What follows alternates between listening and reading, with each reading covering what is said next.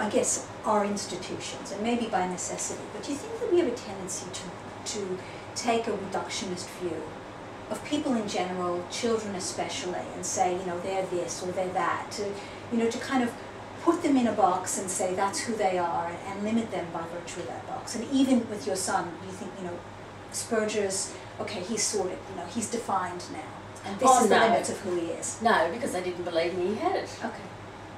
I just, he was diagnosed at 14, and I don't know if any of them ever believed me. Do you think that there is still resistance of people to accept that there is such a condition as Asperger's? And it's pretty well documented. I'm really quite sure that probably in essence they think, yes, there are children with that, but those that don't present in the more severe aspects or don't fit what they think is the spectrum, and a lot of educators and people tend to think that associate Asperger's with scientists or maths or academic in that vein, and don't realise that there are a lot of Asperger's, 50% are actually in the creative, artistic side of things, and actors, singers, writers, and all of those things.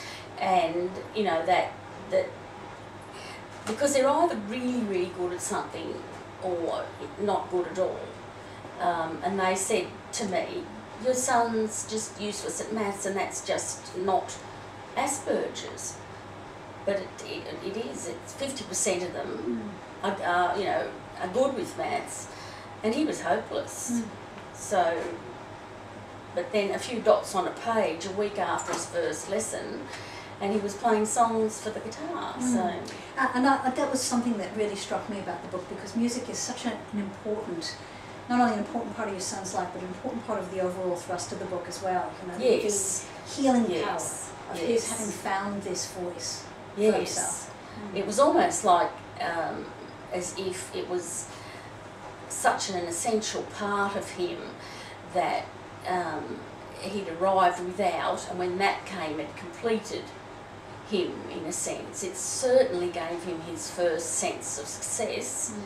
And that's very hard to see with an Asperger's child, that they have difficulties with self-esteem, because they don't really, some of them don't appear to have, because they're so loud, they're so aggressive, they're so demanding, and quite often angry, that you don't see the anxiety until you open your eyes a little more.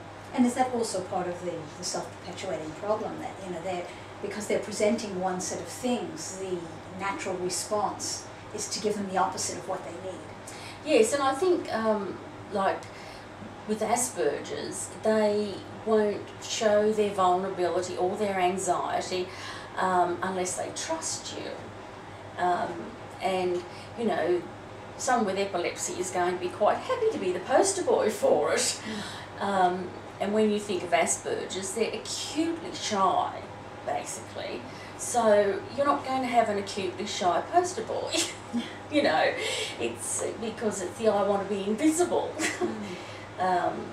situation. I know Luke Jackson is a little bit of an exception to that he's been, but that's through the therapy and the understanding and his acceptance of who he is. Yes, and I suppose that too comes with time. It comes with time, and the right situations and the right environment. Yes, and I think, and some of the parts of it, as with other children, they grow out of without any intervention. It's not as if you have to work on everything. You don't know what you have to work on. There's a bit of a theory that quite often they're 10 years behind. They can be a decade behind, particularly with regard to employment and that kind of future, that they can click into it at 30 when they didn't have a sense of paid functioning employment before then. And I suppose that's part of making that all right, is part of being in the right environment for their personal characteristics. But was it hard for you to write this book knowing that your son would at some point probably read it? Your sons, both of them, would at some point read it and I was see worried themselves. about both of them. And I think that was the hardest part, because I was in the school plays, and you know, if I was punished, I was put up the front of assembly, which I thought was just the best punishment ever, you know.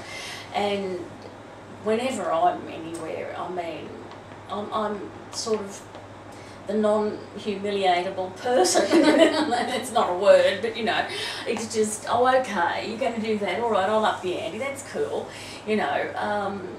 And oh, I don't know where I got that from, but both of the boys would kind of look at me, and they're both conservative, and they sort of think, oh, hell. So I had Joshua's psychiatrist talk to him about it, and he would come and somersault into my bed, and he'd say, read me a bit, but not too much. So I would read it. But right from the very beginning, I said to him, I will only put out there what you're comfortable with. So you gave him the veto? Yes, right? yeah. You had the veto, and you know that, and then I gave him the what ifs that he could cope with. What if such and such? Because I actually had a conversation with a couple of the teachers at school who were terrific and got on board, and I would come in with my dramas and with whatever, and have the little talk. And the principal, when I was in there one day, and I tend to talk quite fast and animated when I'm, you know, in the zone, and he said, looked at me and he said, Linda, are you all right? And I didn't know why he was saying that. And then he looked at the tissue box, and I thought, oh, this must be the point where people break down. And I thought, I was really quite amused. And I said, God, no, my whole life's like this. Oh, this is normal for me. And then he had to ask a few more questions, because it was quite a severe bullying situation. And he said, you know, you're sure you're all right? And I said, I'm sure I'm all right. And then he sort of looked at me and he said, well, what do you do to relieve the stress? And I said, oh, well, I write, actually. I said, I've written a book. I said, you two boys are in it. I said, you really look quite good in the end. So the principal said, lovely man, he just moaned, and he said, oh, he said, they'll get Danny DeVito to play me in the movie. And the other one that was there that used to crack up whenever I arrived at the school said, I want Tom Cruise. So I came home and I said to Josh, you know, what if? And he said, well, I'd like Kirk Hammett to play me. And I said, you don't think that'll be a bit difficult when you're 14 and he's 33? Because Kirk Hammett is the musical hero. Yes, well, I suppose, though, having chosen a character to portray him is a kind of acceptance, isn't it? Well, it is, and we would talk around the table about, you know, what would happen, and then he would get up and mimic me to a T, you know, things that I was sure I'd never seen on anyone, much less myself, which was very enlightening, you know, and I thought, you know, that can't be right. But my best friend was there, and I said, how could he's exaggerating? And she said, no, Linda, you've been doing that for 20 years. I said, I'm never going out the door again. He's got a singing, dancing mother. No wonder he doesn't want to go out. He hasn't got Asperger, he's got a mad mother.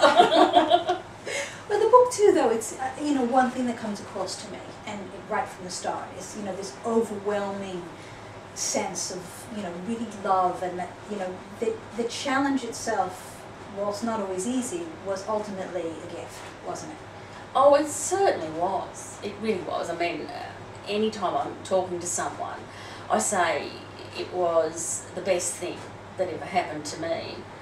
And things move on too. I mean, you know, you aren't the comfort zone anymore, are you? No, I'll get, I will get this connection, you know, I'll get 18 text messages that are just, I can tell there's been that many calls, because he'll ring and it'll ring 2 or 3 times, and that's, you know, to let me know that